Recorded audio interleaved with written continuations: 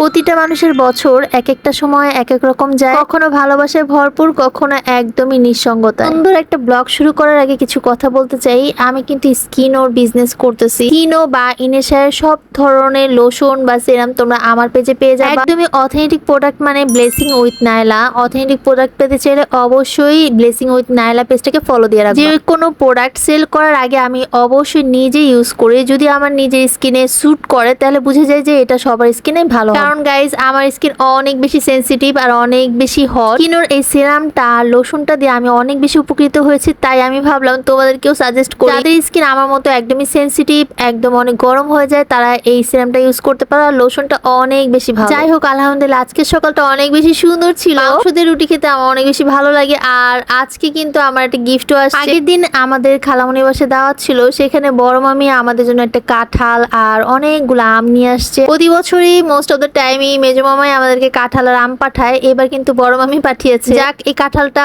অনেক বেশি মজা ছিল, সাথে এতগুলা আম কিন্তু আমার ছোট খালামণি নিয়ে আসছে। আলহামদুলিল্লাহ আজকে আমাদের বাসায় আম আর আম। আগের বছর এত আম ছিল না। আগের বছর আম আমরা সবসময় কিনে কিনে খাইছি, তো এইবার কিন্তু আম আমাদের বাসায় মানে আত্মীয় স্বজন সবাই পাঠায়। যেহেতু আজকে মেজো মামি আসছে তাই এত কিছু নিয়ে আসছে। আর এটা আমার ছোট মামা পাঠাইছে, মানে নিমকি আর হচ্ছে গিয়ে পাউরুটি। ঢাকাইয়াদের নিমকি পাউরুটি অনেক বেশি মজা হয়। তো কাঁঠাল আমি ভাঙতে পারি না, তাই মামিকে বলতেছিলাম প্লিজ মামি একটু ভেঙে দেন, স্টার্টিং করেন, লাস্ট ফিনিশিংটা আমি। মাশাআল্লাহ আমার মেজো মামি অনেক কাজের, অনেক অনেক কাজ করতে পারে। আমি তো মাঝে মাঝে মামির কাছ থেকে অনেক কাজ শিখি। আর এটা ছিল আমার বড় মামির পাঠানো কাঁঠাল। এটা অনেক বেশি মিষ্টি ছিল, একটু লেটকা হয়ে গেছিল, বাট বেশি ভাল লাগছে অনেক বেশি। আর ফাতিহা আমাদের বাসায় এসে যে আমার মানে ওরা দুজন একসাথে হইলে সারাক্ষণ বকবক বকবক করতে থাকে। ছোটবেলার কথা মনে পড়ে যায়। আগে যখন মামির বাসায় যাইতাম অনেক বেশি লুডো খেলতাম, মেজো মামি আমি, আমরা তিন বোন, মানে কি যে মজা হইতো। তো আজকে অনেক বেশি মনে পড়তেছিল, তাই মেজো মামিকে বললাম চলেন আমরা আজকে একটা লুডো খেলি। তো অনেক বছর পরে, 1-2 বছর হবে, তো একসাথে মেজো মামির সাথে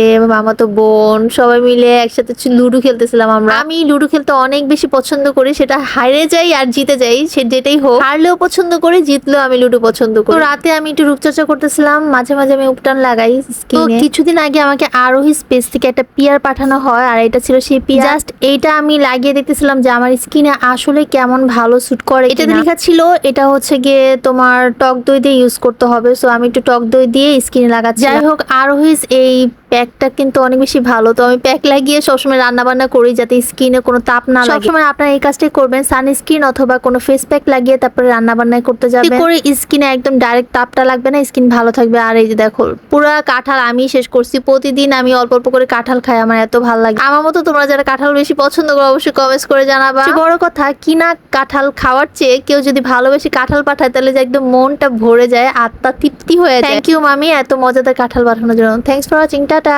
সবশেষে বলতে চাই, আত্মীয় স্বজনের সাথে সম্পর্ক রাখতে সবাই পারে না, আর এটা রাখতে পারা সব থেকে বড় গুণের কাজ।